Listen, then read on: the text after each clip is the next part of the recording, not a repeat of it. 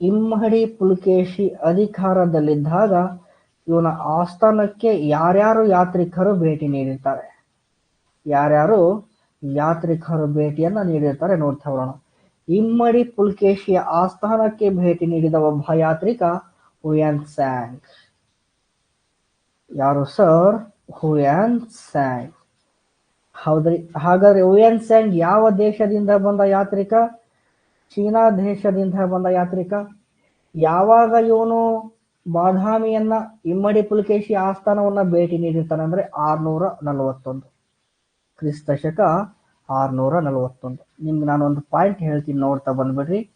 Hiuen song China ದೇಶದಿಂದ ಭಾರತಕ್ಕೆ ಬಂದಿರ್ತಾನೆ. ಅದರಲ್ಲೂ ವಿಶೇಷವಾಗಿ ಉತ್ತರ ಭಾರತದಲ್ಲಿ ಮೊದಲು ಯಾರ ಆಸ್ಥಾನಕ್ಕೆ ಬಂದಿರ್ತಾನೆ ಅಂದ್ರೆ ಹರ್ಷವರ್ಧನನ ಆಸ್ಥಾನಕ್ಕೆ. ಯಾರ ಆಸ್ಥಾನಕ್ಕೆ ಬಂದಿರ್ತಾನ್ರಿ? ಹರ್ಷವರ್ಧನನ ಆಸ್ಥಾನಕ್ಕೆ ಬಂದಿದ್ದ. ಒಂದು ಹರ್ಷವರ್ಧನನ ಆಸ್ಥಾನ. ಈ ಹರ್ಷವರ್ಧನನನ್ನ ನರ್ಮದಾ ಕಾಳಗದಲ್ಲಿ ಸೋಲ್ಸೋದು ಯಾರು ಅಂದ್ರೆ ಇಮ್ಮಡಿ ಪುಲಕೇಶಿ. ಉತ್ತರ ಪತೇಶ್ವರನನ್ನೇ ಸೋಲ್ಸಿದಾನೆ ಅಂದ್ರೆ ಇಮ್ಮಡಿ ಪುಲಕೇಶಿ ಸಾಮ್ರಾಜ್ಯ ಹೆಂಗಿರ್ಬೋದು, ಅವನ ಆಸ್ಥಾನ ಹೆಂಗಿರ್ಬೋದು ಅಂತ ನಂತರ ಹುಯೆನ್ ಸಾಂಗ್ ಇಮ್ಮಡಿ ಪುಲಕೇಶಿ ಆಸ್ಥಾನಕ್ಕೆ ಬರ್ತಾನೆ. ಇದಾದ ನಂತರ ಇಮ್ಮಡಿ ಪುಲಕೇಶಿಯನ್ನ ಪೆರಿಯಾಲ, ಸುರಮಾರ, ಮಣಿಮಂಗಲ ಕದನದಲ್ಲಿ ಸೋಲ್ಸಿದ್ಯಾರು ಅಂದ್ರೆ 1ನೇ ನರಸಿಂಹವರ್ಮ.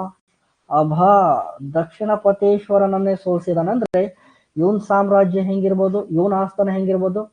ಹೀಗಾಗಿ ಹುಯೆನ್ ಸಾಂಗ್ ನಂತರ ನರಸಿಂಹವರ್ಮನ ಆಸ್ಥಾನಕ್ಕೆ ಭೇಟಿ ನೀಡ್ತಾನೆ. ಒಟ್ಟಲ್ಲಿ ಹುಯೆನ್ ಸಾಂಗ್, ಹರ್ಷವರ್ಧನ, ಇಮ್ಮಡಿ ಪುಲಕೇಶಿ, 1ನೇ ನರಸಿಂಹವರ್ಮ 3 ಜನ ರಾಜರುಗಳ ಆಸ್ಥಾನಕ್ಕೆ ಭೇಟಿ ನೀಡ್ತಾನೆ. ಹೀಗಾಗಿ ಹುಯೆನ್ ಸಾಂಗ್ ಅನ್ನ ಯಾತ್ರಿಕರ ರಾಜ ಅಂತ ಕರಿತೀವಿ. ನಮ್ಗೆ ಇವೆಲ್ಲ ಬೇಕಾಗಿಲ್ಲ ಸದ್ಯಕ್ಕೆ. ಈ ನಮ್ಮ ಹುಯೆನ್ ಸಾಂಗ್ ಯಾರ ಆಸ್ಥಾನಕ್ಕೆ ಭೇಟಿ ನೀಡಿದಾನೆ? ಇಮ್ಮಡಿ ಪುಲಕೇಶಿ ಆಸ್ಥಾನಕ್ಕೆ. ಇದಾದ ನಂತರ ಇದೇ ಇಮ್ಮಡಿ ಪುಲಕೇಶಿ ಆಸ್ಥಾನಕ್ಕೆ ಇನ್ನೊಬ್ಬ ಯಾತ್ರಿಕ ಭೇಟಿ ನೀಡ್ತಾನೆ. ಆ ಯಾತ್ರಿಕ ಯಾರು ಅಂದ್ರೆ ಪರ್ಷಿಯಾ ದೇಶ ಅಂದ್ರೆ ಇಂದಿನ ಇರಾನ್.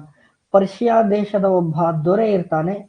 ಆ ದೊರೆ ಯಾರು ಅಂದ್ರೆ 2ನೇ ಖುಸ್ರೋ. ಪರ್ಷಿಯಾ ದೇಶದ ದೊರೆ ಯಾರು ರೀ? 2ನೇ ಖುಸ್ರೋ. ಈ 2ನೇ ಖುಸ್ರೋವಿನ ರಾಯಭಾರಿ ಇಮ್ಮಡಿ ಪುಲಕೇಶಿಯ ಆಸ್ಥಾನಕ್ಕೆ ಭೇಟಿ ನೀಡುತ್ತಾನೆ. ಆ ರಾಯಭಾರಿಯ ಹೆಸರು ಸಿಕ್ಕಿಲ್ಲ. ಪರ್ಷಿಯಾ ದೇಶದ ದೊರೆ 2ನೇ ಖುಸ್ರೋ.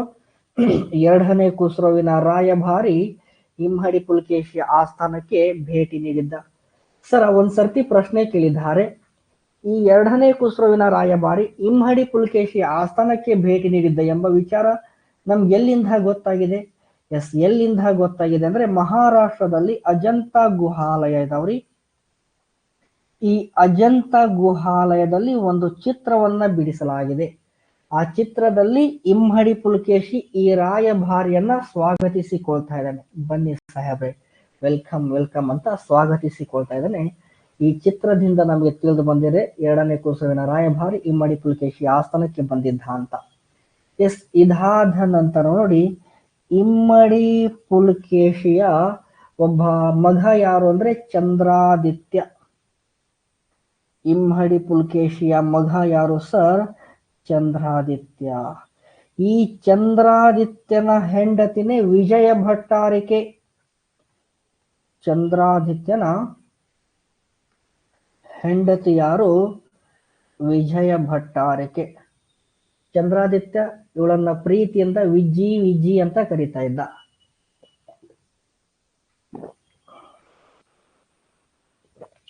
ಸರ್, ಈ ವಿಜಯ ಭಟ್ಟಾರಿಕೆ ಒಂದು ಕೃತಿಯನ್ನ ಬರೆಯುತ್ತಾಳೆ. ವಿಜಯ ಭಟ್ಟಾರಿಕೆಯ ಕೃತಿ ಯಾವುದು ಅಂದ್ರೆ ಕೌಮುದಿ ಮಹೋತ್ಸವ. ವಿಜಯ ಭಟ್ಟಾರಿಕೆಯ ಕೃತಿ ಯಾವುದು? ಕೌಮುದಿ ಮಹೋತ್ಸವ.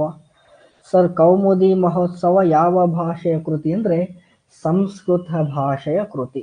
ಯಾವ ಭಾಷೆಯ ಕೃತಿ? ಸಂಸ್ಕೃತ ಭಾಷೆಯ ಕೃತಿ. ಈ ವಿಜಯ ಭಟ್ಟಾರಿಕೆ ಕೌಮುದಿ ಮಹೋತ್ಸವ ಕೃತಿಯಲ್ಲಿ ಬಾದಾಮಿ ಚಾಲುಕ್ಯರ ಸೈನ್ಯವನ್ನ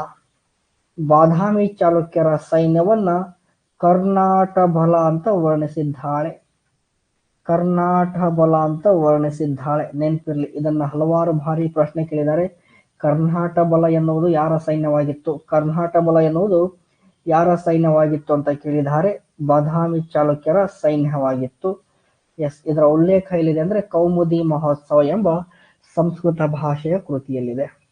ಎಸ್, ಇದಾದ ನಂತರ ನೆಕ್ಸ್ಟ್ ನೋಡ್ರಿ, ಈ ಇಮ್ಮಡಿ ಪುಲಕೇಶಿಗೆ ಹೆಂಡತಿ ಯಾರು ಅಂದ್ರೆ, ಇಮ್ಮಡಿ ಪುಲಕೇಶಿಯ ಹೆಂಡತಿ ಕದಂಬ ಮಹಾದೇವಿ. ಕದಂಬ ಮಹಾದೇವಿ, ಮಹಾದೇವಿ ಅಂತ ಬರ್ಕೊಟ್ರಿ, ಮತ್ತೆ ಮೂದೇವಿ ಅಂತ ಬರ್ಕೊಂಡಿರ ಅಲ್ಲ. ಹಾಗಾದ್ರೆ ಸರ್, ಇಮ್ಮಡಿ ಪುಲಕೇಶಿಗೆ ಇದ್ದ ಬಿರುದುಗಳು: ಒಂದು ದಕ್ಷಿಣ ಪಥೇಶ್ವರ, ಒಂದು ದಕ್ಷಿಣ ಪಥೇಶ್ವರ. ಇವನ ಇನ್ನೊಂದು ಬಿರುದು ಪರಮೇಶ್ವರ.